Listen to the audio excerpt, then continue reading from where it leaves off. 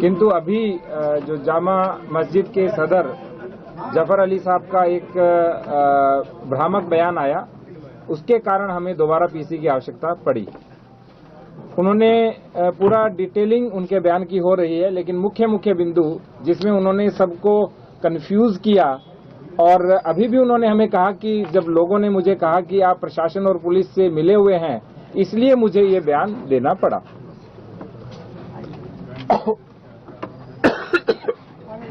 पानी लो, मच्छर चला गया, पानी मच्छर चला गया, अब ठीक है। पहली बात उन्होंने कहा कि जफर जी ने बोला कि हमें सर्वे की सूचना नहीं दी। मैं आपको कुछ चीजें दिखाना चाहता हूं। पहली सूचना मैं आपको दिखाना चाहता हूं, ऑनरेबल कोर्ट का ये ऑर्डर है।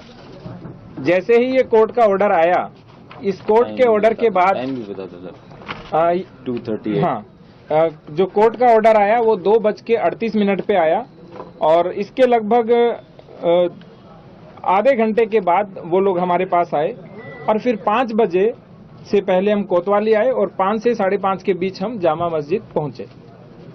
ये कोर्ट का ऑर्डर है, और उन्होंने बोला कि हमें सूचना नहीं दी, जबकि इस कोर्ट के ऑर्डर में बहुत स्पष्ट लिख रखा है कि मैं रमेश सिंह राघव अधिवक्ता को माननीय सिविल जज सीनियर डिवीजन संभल, जिनकी ओर से ये ऑर्डर हुआ था, उन्होंने कहा कि जो सर्वे की कार्रवाई है उसे फोटोग्राफी और वीडियोग्राफी कराकर 29 नवंबर 2024 तक प्रस्तुत करने के लिए नियुक्त करता हूं।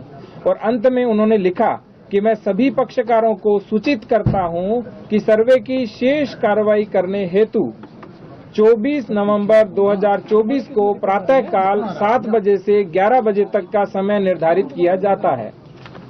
ये इसलिए उन्होंने बोला क्योंकि 19 तारीख को उन्होंने हमें रात्रि में एक पत्र दिया।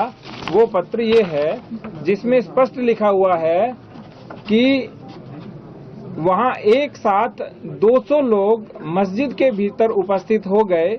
सायंकाल का समय था एवं इतने ही व्यक्ति की उपस्थिति में सर्वे का कार्य सुचारू रूप से संपन्न नहीं हो सका। वहां उपस्थित जनप्रतिनिधि एवं अन्य व्यक्तियों द्वारा बार बार सर्वे की प्रक्रिया में अवरोध उत्पन्न किया जा रहा था एवं धमकी दी जा रही थी। अतः भविष्य में पुनः सर्वे की कार्रवाई संपन्न की जाएगी, जिसकी सूचना पृथक से सभी पक्षकारों को उपलब्ध कराई जाएगी, जिससे माननीय न्यायालय का आदेश का अनुपालन हो सके। ये मेरी प्रति थी, और एक कप्तान साहब को इन्होंने प्रति दी थी।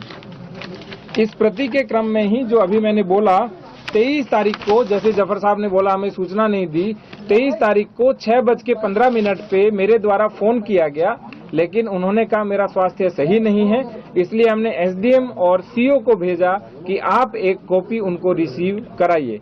इससे पहले एडवोकेट कमिश्नर हमारे पास आए और उन्होंने हमें कहा कि मैं जाना चाहता हूं, तो हमने कहा पहले आप कॉपी रिसीव कराइए। तो उन्होंने कहा कि जो कॉपी है वो आप अपने माध्यम से रिसीव करा दीजिए। तो हमने अपने माध्यम से रिसीव करा करके सूचना दी। तो जो पहली बात जो भ्रामक रूप से कह रहे थे हमें सूचना नहीं दी, और इसी के साथ दूसरी बात भी थी।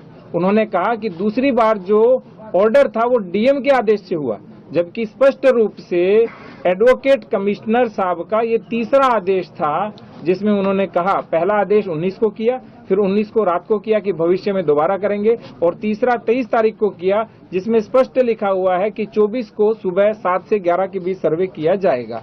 और यही कॉपी अगले दिन सुबह जो उन्होंने कहा कि मेरे से छीन ली गई, वो कॉपी ये है, उनसे छीनी नहीं गई।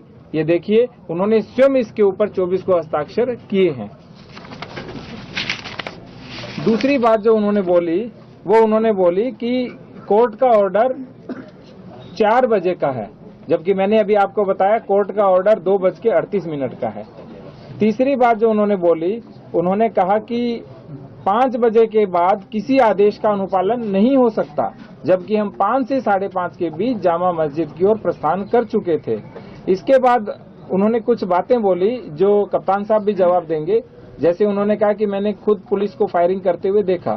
तो मैं ये पूछना चाहता हूं जफर साहब से कि क्या वो सर्वे अंदर करवा रहे थे या बाहर फायरिंग देख रहे थे, जबकि वो 10:30 पौने 11 बजे तक तो सर्वे करा रहे थे। और जितनी भी ये घटना कारित हुई मुख्य रूप से वो 10 से लेकर के 11 बजे के बीच हुई थी।